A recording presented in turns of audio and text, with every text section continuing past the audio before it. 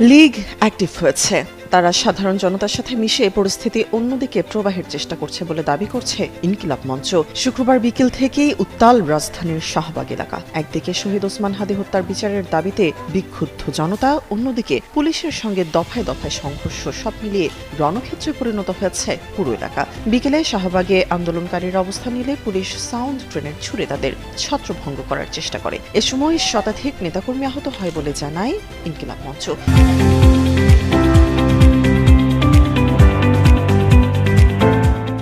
এমন উত্তপ্ত পরিস্থিতিতে রাতেই নতুন বার্তা দিল ইনকিলাব মঞ্চ। ফেসবুক বার্তায় সতর্ক করে বলা হয়, লীগ অ্যাক্টিভ হয়েছে, তারা সাধারণ জনতার সাথে মিশে পরিস্থিতি অন্যদিকে প্রবাহের চেষ্টা করছে। শহীদ ওসমান হাদীর হত্যার বিচার এবং নির্বাচন বানচালের চেষ্টা চলছে বলেও দাবি করে ইনকিলাব মঞ্চ। এ সময় সবাইকে নিরাপদ স্থানে সরে যাওয়ার অনুরোধ করে সংগঠনটি। এর আগে আন্দোলনকারীরা হুঁশিয়ারি দিয়ে বলে, নির্বাচিত সরকারকে অবশ্যই হাদী হত্যাকাণ্ডের বিচার নিশ্চিত করতে হবে। ইনকিলাব মঞ্চ তাদের অনড় অবস্থানের কথা স্পষ্ট করে বলেছে।